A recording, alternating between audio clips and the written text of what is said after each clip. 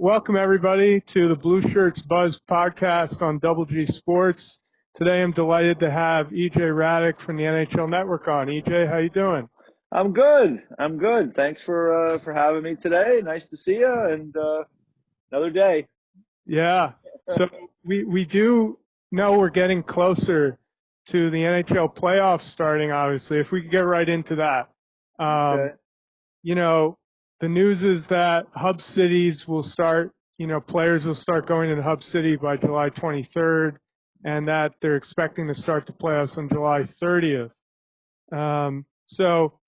Players have been skating. I've seen on Instagram and social media.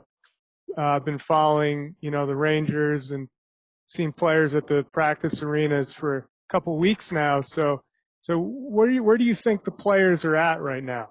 Well, I think that, as we get to these, they've had this, the guys have been skating in the phase 2. They're hoping to get to phase 3. They'll hopefully have a real sort of training camp over, a couple of weeks and then get into these games.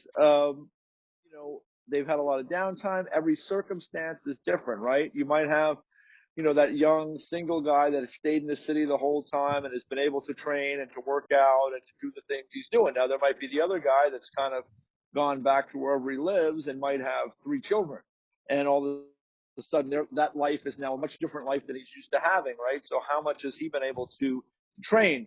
All that said, these guys, generally speaking, are in great shape. They train pretty much year-round, barring a pandemic hitting us. So, I'm going to assume that these guys are going to be in pretty good shape. I think timing will be something that's important for them because it's unusual, right? They've gone 4 months where they haven't really, had this really interaction. And they're going to have to jump right into a very high level. When teams start the season, they come out of training camp. Guys are pacing themselves a little bit. The veterans who understand the length of the season and when it's important to rev things up. So it's really unprecedented, really, when you think about this in terms of hockey. So when you ask me about where the guys are going to be, I think some guys will be a little bit further along than others, but I think everyone will have to make every effort to get up to speed quickly because there's just there's no runway for these guys. They're going right into the mix. I've read up on you that you're an Islanders fan. You've been so for a long time. My recollection of memories are of that first expansion, really, when I was a kid, like, those first 6 teams that came in with the original 6. So that's where I kind of pick up the NHL story in my life. And, I was like, as a small boy, I remember being someone who was like Gordie Howe, was like Mr. Hockey. So I kind of liked the Red Wings because of that. And the story I have about why growing up in Westchester County, which is more Ranger country, certainly way more Ranger country, the Islanders didn't even exist until 72. The reason I ended up with the Islanders was because I sent the Rangers as a small boy $5 in the mail for what was called at the time a blue book, the Ranger Blue Book, which was like a media guide or a yearbook. And, you're a kid, Ted, all you kids, or if you're listening, don't put money in the mail because there's no receipt. There's no way to find anything. I put the $5 in the mail to the Rangers for that book. I never got it. And so I always joke I hold a grudge about that for years later. And so when the Islanders came into existence, I kind of just felt it kind of it was something new, and I kind of liked them. I can remember their first season. They were terrible because people think, oh, you jump on the bandwagon when the Islanders are rolling and won 4 cups. I mean, 1972, their first win at home was at the Nassau Coliseum, I believe, on a Tuesday night against the LA Kings. Jermaine Gagnon scored the game winner for the Islanders. Long ago, Jermaine Gagnon. And that first season was pretty much a disaster, but they did have one crazy win over the Big Bad Bruins of Esposito and Orr in the Boston Garden. The Bruins, those guys must have been out late the night before because it was 5-0 in the first period. I think the Islanders went on to win 9-5. And that was probably the highlight of the first season. But then they got Dennis Potvin, and they started drafting well, and they took off. And, I had, as a fan and as a young person, I had an unbelievable enjoyment in my life. Some pain, losing to Toronto, losing to the Rangers, losing to the Canadians, but some real joy along the way. And then when they won the 4 cups, I was at the Nassau Coliseum.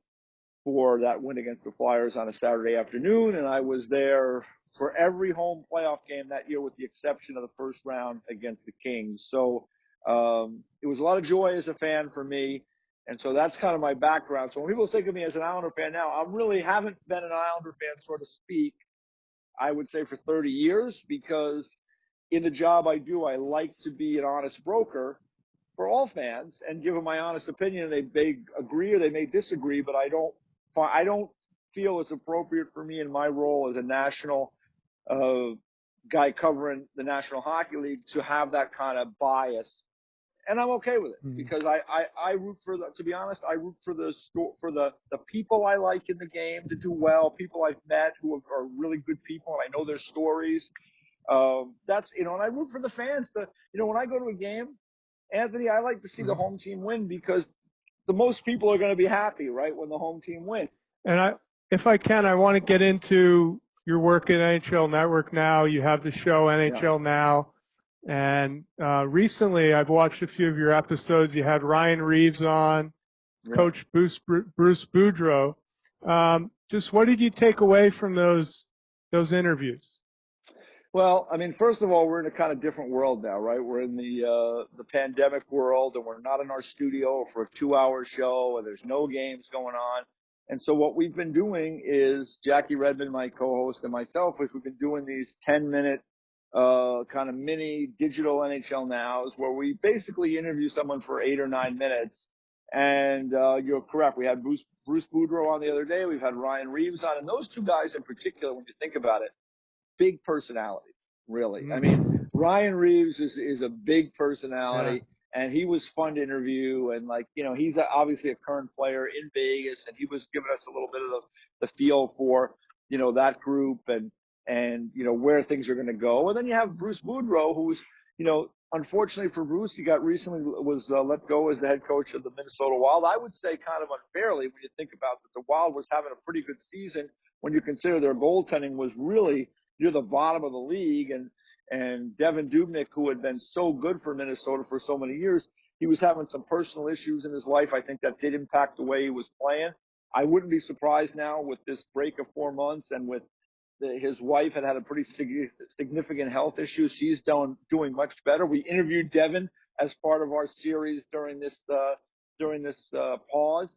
And I wouldn't be surprised if, Minnesota with some older guys rested and Devin Dubnyk comes back, finds this game, they can be trouble for somebody. So, in Bruce's case, again, a big personality, a love for this game.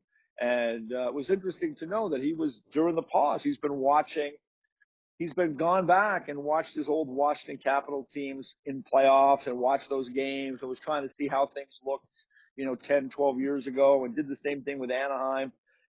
So, all the different personalities we've been really fortunate to interview quite a few really interesting people. Jack Eichel, TJ Oshie, Ben Bishop. We've had a number of really good guests during this pause, and they've been very kind with their time to sit in with us for a few minutes. My pleasure, Anthony. And, hey, listen, it's a great game. I've been very lucky. I've been able to make a whole life out of a silly hockey game. I was a rink rat as a little kid, and I've always loved the game, and I've been able to, like I said, I've been able to make a whole life out of it. So I've been very, very lucky. Yeah. Have you gotten on the ice at all during the break? I don't know. I have. Yes? I have. Well, I coach my son's U16 team, the Jersey Shore Whalers. I'm an assistant coach with that group. And we have been able to kind of sneak out a little bit. It's not, it's kind of an interesting time because, obviously rinks are businesses and they're really struggling and they're trying to open, and they've kind of opened. They've had a crack in the door where they've had some kids come in, small groups come in and skate. So we're seeing some of that.